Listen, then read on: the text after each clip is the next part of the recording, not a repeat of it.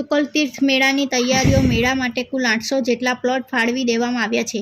ગ્રામ panchayat, police વિભાગ, fire brigade, વીજ company, police staff તથા તરવૈયાઓની ટીમ 24 કલાક તૈનાત રહેશે। ભરૂચ તાલુકાના શુકલતીર્થ ગામે દર વર્ષે કાર્તકી 11થી શરૂ થતી ઐતિહાસિક જાત્રા અને મેળાને લઈ તૈયારીઓ જોરશોરથી શરૂ થઈ ગઈ છે।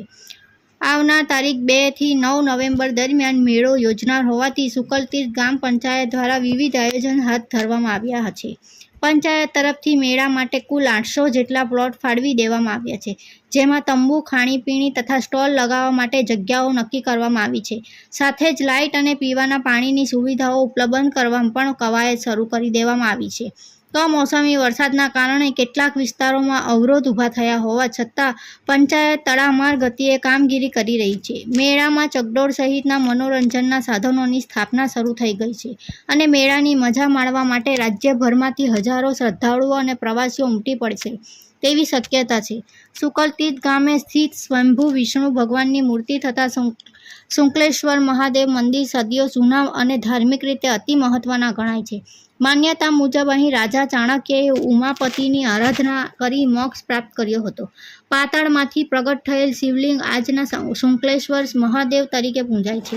પંચાયતના સરપંચ રઘુવરસિંહ માંગરોલની આગેવાની હેઠળ મેળા માટેની તૈયારીઓમાં ગ્રામ પંચાયત, પોલીસ વિભાગ, ફાયર બ્રિગેડ, વીજ કંપની, પોલીસ સ્ટાફ તથા તરવૈયાઓની ટીમ 24 કલાક તૈનાત રહેશે। જાત્રાઓને નર્મદા કિનારે સ્નાન માટે ખાસ માર્ગ બનાવી આપવામાં આવ્યો છે। શુકલતીર્થનો મેળો માત્ર ધાર્મિક જ નહીં પરંતુ સાંસ્કૃતિક અને લોકમેળાનું પ્રતીક બની ગયો છે। નર્મદા કિનારે પ્રકૃતિના ખોળે તંબુ નાખી અનેક પરિવારો મેળાની અનોખી મજા માણશે। શુકલતીર્થ ગ્રામ પંચાયતના સરપંચ રણધીરસિંહ ગંભીરસિંહ માંગરોલા તારીખ 2/11/2025 તારીખ 9/11/2025 સુધી જે મેળો ભરાનાર છે એ મેળાની તૈયારી ફૂલ જોશમાં ચાલી રહેલી છે ગ્રામ પંચાયત દ્વારા। અને અહીંયા આરોગ્યની ટીમ પણ હાજર રહેશે, ફાયર ફાઇટરો બી હાજર રહેશે, એનડીઆરએફની ટીમ બી હાજર રહેશે। 800 જેવા સ્ટોલ છે। અત્યારે કાદવ કિચડને લીધે માટી રેતીનું કામકાજ ચાલુ છે। મેળો સમયસર ચાલુ થઈ જશે તો દરેક ભાઈ ભક્તોને સ્નાન કરવા માટે, દર્શન કરવા માટે પધારવા આમંત્રણ છે। મેળામાં સુરક્ષાને લઈને શું સુવિધા છે? સુરક્ષાને લઈને પોલીસ બંદોબસ્ત બી પૂરતો છે આપણી પાસે।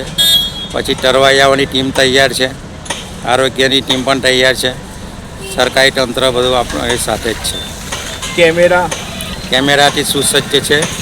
50થી 60 જેવા કેમેરા લગાવેલા છે।